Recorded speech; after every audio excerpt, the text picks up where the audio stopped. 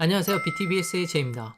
오늘은 슬기로운 이민생활 그 세 번째 시간으로 해외여행을 갈 때는 단 한 번도 깊게 생각해보지 않았던 주제인 한국에서 캐나다로 자산을 이체할 때 알아야 하는 것들과 또 해외 이체를 하는 방법, 그리고 제가 알고 있는 좋은 팁들에 대해서 이야기해 보도록 하겠습니다. 그럼 시작해 보겠습니다.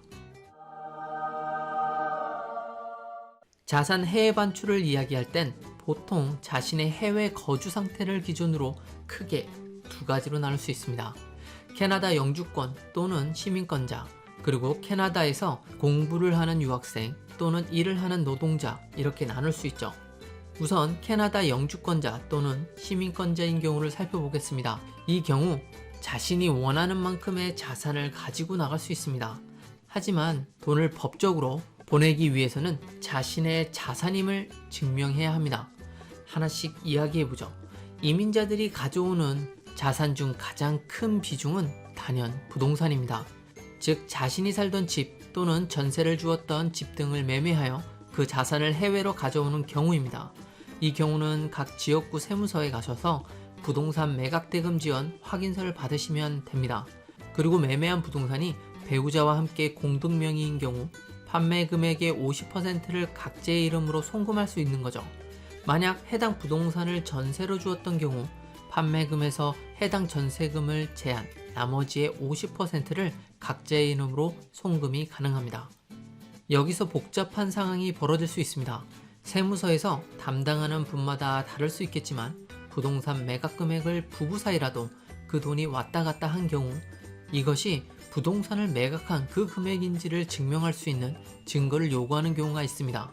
예를 들어 집을 매매한 금액을 제 통장으로 받고 전세금을 아내의 통장에서 테넌트에게 주고 다시 제가 받은 돈을 아내에게 준 경우 아내는 남편으로 받은 돈이 부동산을 판 금액임을 증명하기 위해서 은행계좌 이체 정보를 제공해야 하는 것이죠.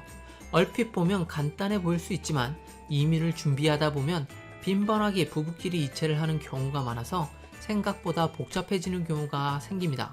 그리고 5년 내에 부동산 매각대금을 송금한다면 부동산 매각자금 확인서만 있으면 되지만 5년이 지난 후 송금을 하려고 하면 그 돈을 넣어두었던 예금 등의 자금 출처 확인서도 필요하게 됩니다.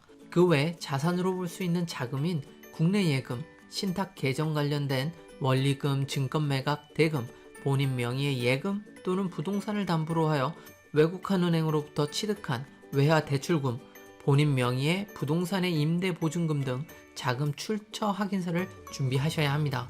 여기에다가 여권과 영주권 또는 시민권 복사본을 자신이 이용하는 지정은행에 제출하면 재외동포 국내재산 반출을 할 수 있습니다. 저 같은 경우는 하나은행을 이용했는데요. 하나은행을 이용하게 되면 차후에 캐나다에 와서도 캐나다로 자금 송금을 한국 하나은행을 통해서 이메일로도 신청이 가능합니다. 그리고 하나은행은 캐나다에도 지점이 있어서 송금받은 돈을 캐나다 하나은행을 통해 다른 은행으로 이체하거나 사용하기에도 수월하기 때문에 큰 어드밴테이지가 있습니다. 하나은행 글로벌 은행 관련돼서는 이 영상에서 좀 더 정확한 정보를 받아보시기 바랍니다. 저는 이곳을 통해서 세금 관련된 내용도 어느 정도 상담을 받아볼 수 있어서 너무 좋았던 기억이 있습니다. 자, 두 번째를 볼까요? 자신이 캐나다에서 공부를 하거나 일을 하는 경우에도 캐나다 생활을 위해 한국에서 어느 정도의 돈을 가져와야 할 경우가 있습니다. 유학생의 경우를 먼저 살펴보죠. 유학생이란 용어를 좀 더 정확하게 이야기해보자면 외국의 교육기관, 연구기관 또는 연수기관에서 6개월 이상 학문, 기술을 연수할 목적으로 외국에 체지하는 사람으로 공부를 하는 당사자가 영주권자가 아닌 국민 또는 국내 거주기간 5년 이상인 외국인인 경우를 말합니다. 또는 유학 경비를 지급하는 부모와 영주권자가 아닌 한국 국민이자 거주자인 경우를 말하죠. 엄청 복잡하죠. 간단히 이야기하자면 캐나다에서 공식적으로 공부를 하고 있다는 것을 증명받을 수 있는 그런 사람이라고 생각하면 됩니다.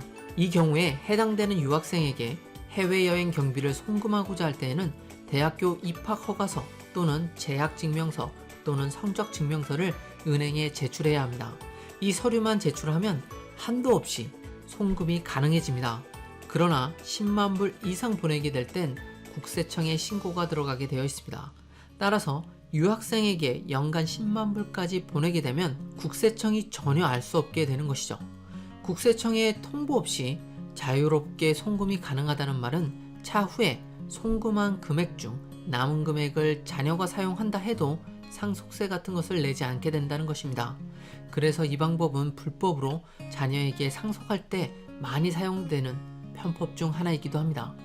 저야 한국에 그렇게 큰 돈이 없기 때문에 생각도 해본 적이 없긴 하지만 영주권자로서 해외 이주자 신고 후에 해외로 자산을 보낼 때에 비해 이 방법이 얼마나 쉬운지는 알고 있습니다.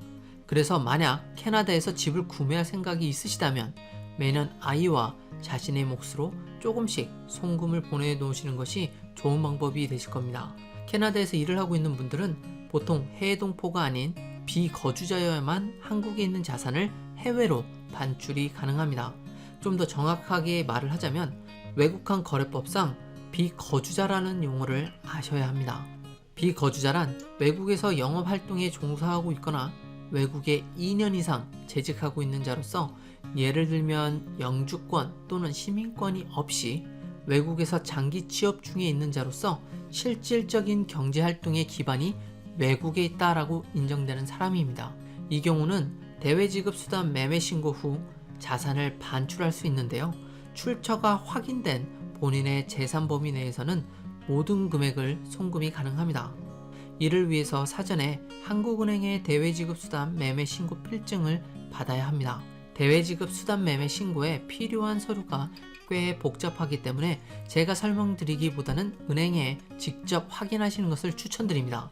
제가 늘 그러하듯이 제가 참고한 공식 문서들을 영상 설명란에 넣어둘 테니까요. 확인해 보시기 바랍니다. 그럼 마지막으로 제가 아는 팁들에 대해서 공유하도록 하겠습니다. 첫 번째는 캐나다에 오실 때 자신이 사용하던 토큰형 OTP를 모바일 OTP로 변경하시는 겁니다.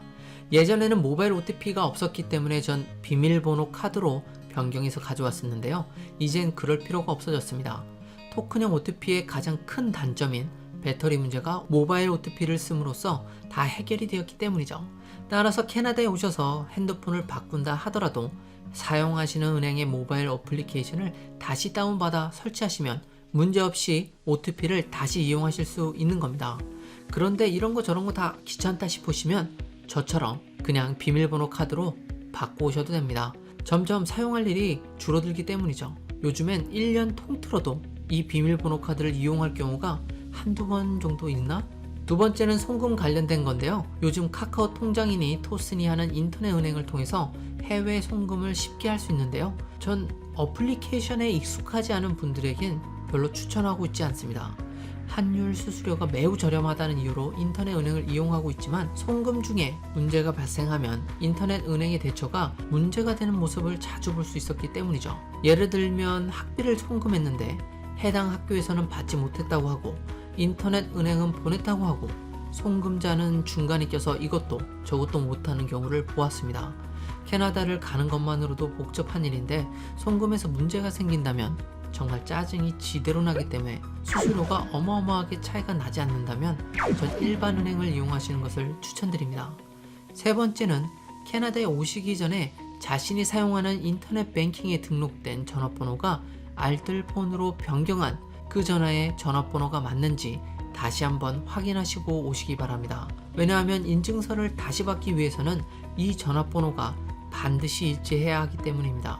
네 번째는 캐나다에 오실 때 들고 오실 수 있는 현금 금액인데요. 캐나다 입국 시 자신이 지닌 물건 중 현금으로 변환할 수 있는 모든 것들을 통틀어서 캐나다 달러 10,000불이 넘는다면 세관에 반드시 알려야 합니다. 가끔 미화 10,000불이라고 생각하시는 분들이 계시는데요. 캐나다 홈페이지에 명확하게 캐나다 달러 10,000불이라고 명시하고 있으니까요. 명심하시기 바랍니다. 그리고 이 10,000불은 가족당입니다. 개인당이 아니고 가족이니까요. 이것도 헷갈리시면 안 돼요. 이것으로 오늘은 캐나다에 송금을 보낼 수 있는 금액을 각 조건별로 알아보았고요. 제가 생각하고 있는 자그마한 팁들을 공유해 봤습니다. 여러분들의 구독과 좋아요 그리고 영상 공유는 슬기로운 이민생활 시리즈를 마무리하는 데 큰 힘이 됩니다. 그럼 다음 영상에서 뵙겠습니다. 감사합니다.